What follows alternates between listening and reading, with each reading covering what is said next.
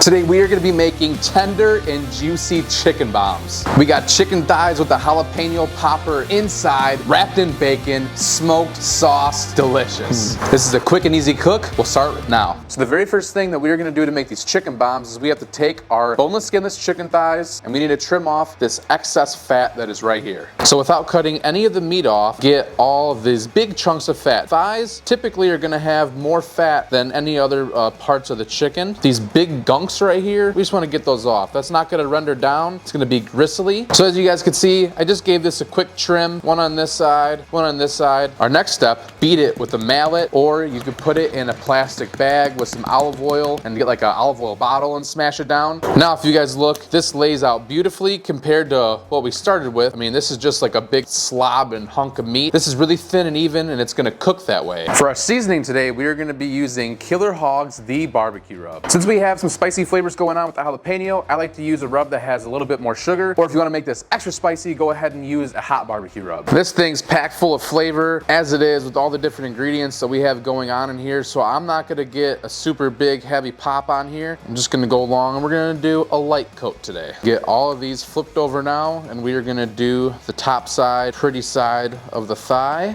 And I don't know if I mentioned it, but when I beat these with a mallet or with however you do it, I like to start on the underside, and you could usually get it all the way good from there. If you do the top side, I notice that sometimes that top little layer can kind of rip a little bit. Now it's time to prepare our jalapeno, and I like to do that by cutting off the top, and then I just make one nice cut right down the center. Get a spoon, and we are gonna scoop out all the guts. Now, if you wanna leave some spice in here, by all means, go ahead and leave a little bit of that vein on there, some of those seeds in there, but I wanna make as much room as I can for this cream cheese. And I would say if you want it to be spicy, go ahead and leave it like that. You got some of the veins in there, you got some of the seeds in there, but if you want it to be just like a nice mild flavor, make sure you get all the seeds out and all the veins out. You want it to look like that. And then another pro tip, I have had this happen to me before, and it is absolutely horrible. You don't want it to happen to you. Wear safety glasses, or make sure you're scraping away, because I've done this before where I've scraped it up like this, and these things are juicy and that juice is spicy. So make sure when you scoop it, scoop away from your body. Take some cream cheese, and we are going to spoon it onto our jalapeno, just like so. Oh, this looks so good already. I cannot wait to eat this. Cream cheese and some chicken thighs. I'm gonna go ahead and get a little bit more barbecue rub right on there. Now grab one of your pieces of your chicken, and I'm gonna put the face side down, so that way this under part is facing up, and we're gonna take the jalapeno popper and we're gonna put it down. Now if you notice that your jalapeno popper is sticking way out over the edges, you could cut a little bit off. If it's sticking out too far, it's gonna ooze out while it smokes. Then after that, we're just gonna get it all nice and wrapped up, kind of get it tucked in there real nice. I'll be using probably about 2 or 3 pieces of bacon for each one of these. First one I'm gonna do, I'm gonna set on here just like this. I'm gonna kind of stretch out our bacon just a tad, and I want to get one across this way. I'm gonna get one coming up across this way. And then you want to make sure that you use thin cut bacon. I want to have a nice crispy bite, so thin cut bacon is going to help you do that. So carefully pick this up.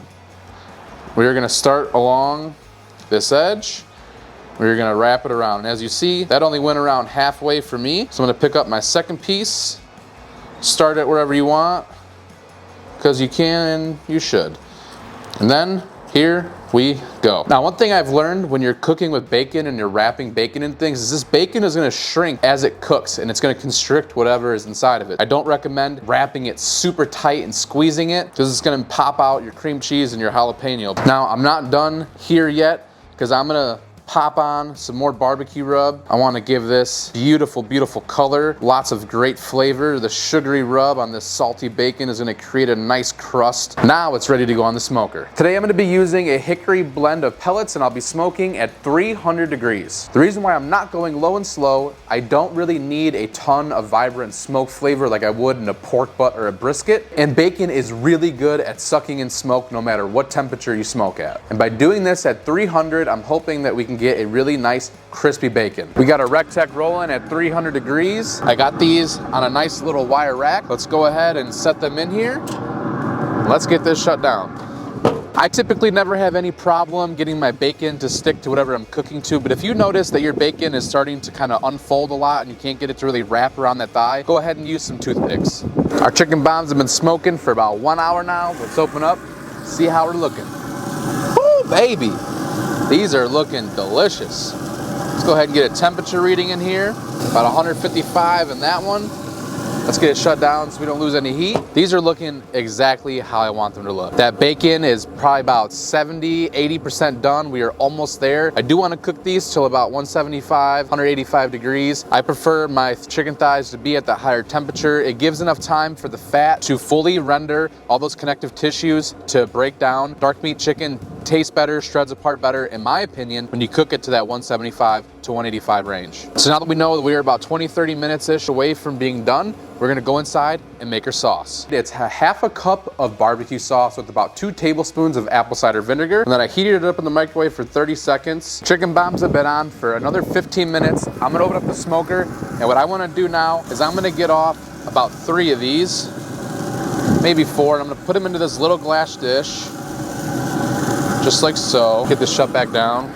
And the reason why I'm pulling them off my smoker right now is I'm actually going to glaze them, and I don't want to do it while the lid's open. When I do stuff like this, I get a lot of barbecue sauce on that pan. So if you have really high heat and you get that dirty smoke going in there of like something burning, like cheese melting or barbecue sauce melting, it can mess with the flavors a little bit. So I just want to go ahead and drizzle on some of the sauce over the top. Now let's get a little bit more. And I'm going to do some of these that have sauce on them, and then I'm going to do some of these that don't, just because why not. I'm going to open the smoker back up very carefully. Let's get our chicken bombs back on there. We're officially at 90 minutes now, so let's go ahead and open this up. Get a temperature reading. Let's go to the biggest one on here. The biggest one on here actually is at 183 degrees, so that's exactly where we want it. All these are reading right around 175, 185 degrees, in that range. That's when that dark meat chicken is gonna be at its prime, the most tender, the most juicy, the most flavorful. Now all we have left to do is eat them up. It is now my favorite part of the video where I get to dig in and try these chicken bombs. I actually made these 2 different ways. I have some that are dry and some that are wet. Me personally, whenever I make things like this, sometimes when you put that barbecue sauce on there, it can kind of soften up that bacon a little bit, and I personally like the texture of like a crispier bacon, so I'm gonna try both. I already have some of these slices done right here. I'm gonna take a little piece like this, a little half bite. Let's dig in. Now I'm gonna try one of the ones that have no barbecue sauce on there. It's just the rub on the bacon. Let's see if it's any better. When I look at this, it almost reminds me of like a sushi roll, but barbecue and better. I actually have one of my buddies here with me today. His name's Jesse. He's gonna be trying some of the food. All right. Cheers it. Yeah, cheers it. Cheers. Let's go. 3, 2, 1. You gotta do the Nick. You know? First off, it hits you with that barbecue sauce, very sweet, very good. And then you get the bite from the jalapeno. You get that cheese comes in, very melt in your mouth, super good. This man does make actually good food. Thank you, Nick, for allowing me to be on here and try the food, and I hope this is not the last time. Yeah. I want more barbecue. Everything I used to make this video along with the instructions will be down in the description below. And hey, if you could do me a favor, like this video and share it with your friends, or better yet, you could just make this yourself and share that with your friends. As always, thank you guys for watching, and I'll see you in the next one. Peace.